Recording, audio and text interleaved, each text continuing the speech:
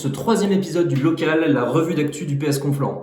Ici Alexandre, c'est toujours un plaisir de vous retrouver et aujourd'hui, promis, on va essayer d'aller un peu vite et de se concentrer sur l'actu locale qui est très fournie, ce qui n'est pas toujours une bonne chose d'ailleurs.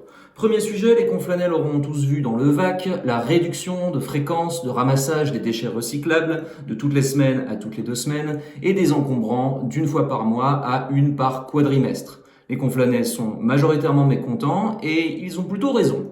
Pourquoi ? Parce qu'on voit que notre intercommunalité, Grand Paris Seine-et-Oise, n'est jamais aussi écologiste que lorsqu'il s'agit de réduire les services publics. On signalera que, bien entendu, il n'est pas prévu de réduire la taxe sur l'enlèvement des ordures ménagères de l'autre côté pour compenser, comme il aurait été logique de faire. Et puis sur le fond, c'est une décision qui peut être contestable aussi.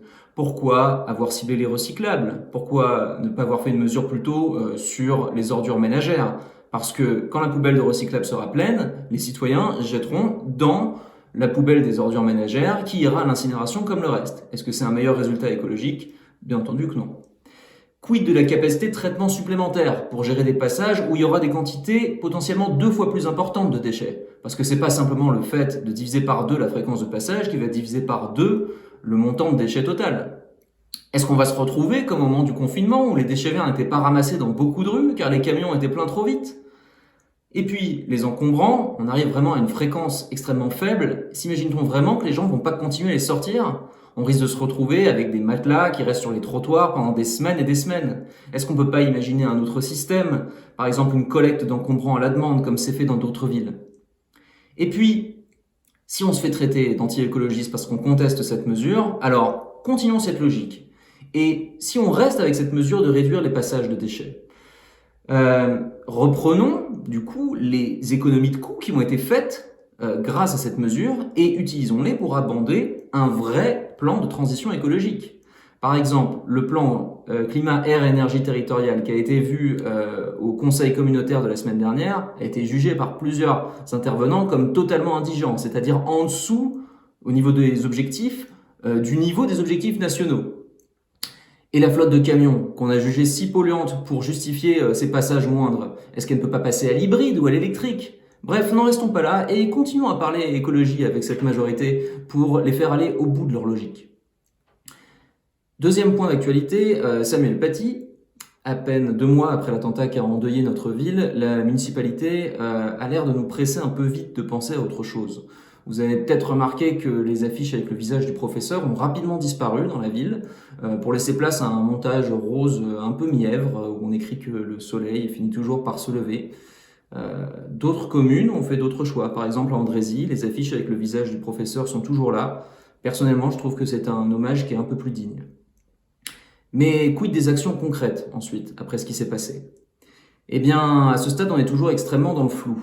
Vous pouvez lire par exemple à la page 11 du VAC, la maquette est assez subtile, on nous met un gros titre sur une page pleine de blocs de texte pour faire croire qu'il y a un plan d'action sans précédent pour la jeunesse et la citoyenneté. Et en fait, quand on regarde bien la page, elle est compartimentée et chaque petit rectangle qui remplit la page parle d'autre chose. Par exemple, du gymnase Foch ou de la lutte contre les nuisances sonores. Bon, il est temps d'avoir un vrai plan. Et ce ne sera pas uniquement des caméras, par exemple, qui changeront les choses. Quel impact actuel des 17 caméras ? Et en quoi une caméra de plus aurait changé le cours des événements par rapport à ce qui s'est passé ? Donc, bien entendu, la municipalité ne peut pas tout faire, mais elle est garante de l'ordre public. Elle est garante, par exemple, de la sécurité des écoles. Les clôtures des écoles ont des exigences de hauteur réglementaire qui doivent être respectées. On peut réfléchir à renforcer la police municipale. On peut renforcer les équipes d'éducateurs de rue, par exemple. Donc, voilà, les conflanais attendent du concret et de l'humain et il est grand temps d'avoir un plan clair là-dessus et pas simplement de la communication. C'est assez vital pour la population.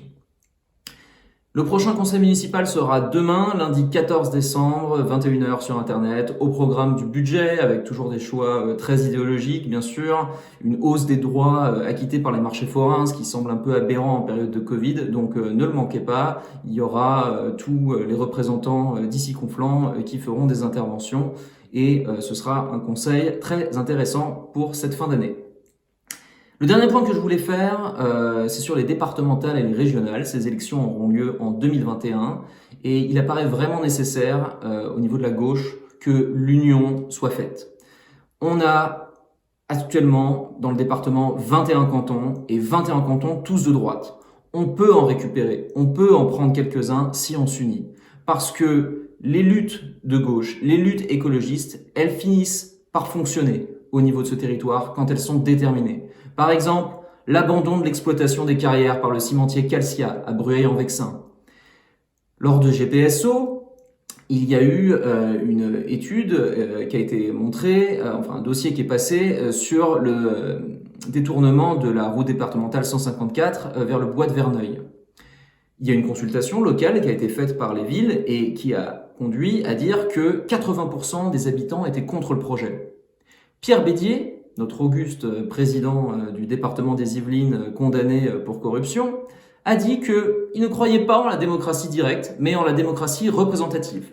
Or, c'est lui le représentant, et donc s'il décide de faire ce projet alors que la population est contre, eh ben il le fera. La question que je pose c'est, et si on le prenait au mot? Si on jouait à son jeu? Si enfin, en 2021, on se laissait plus faire et on votait pour une vraie alternance face à cette droite hégémonique qui a des projets qui sont contre la volonté de la population dans les Yvelines?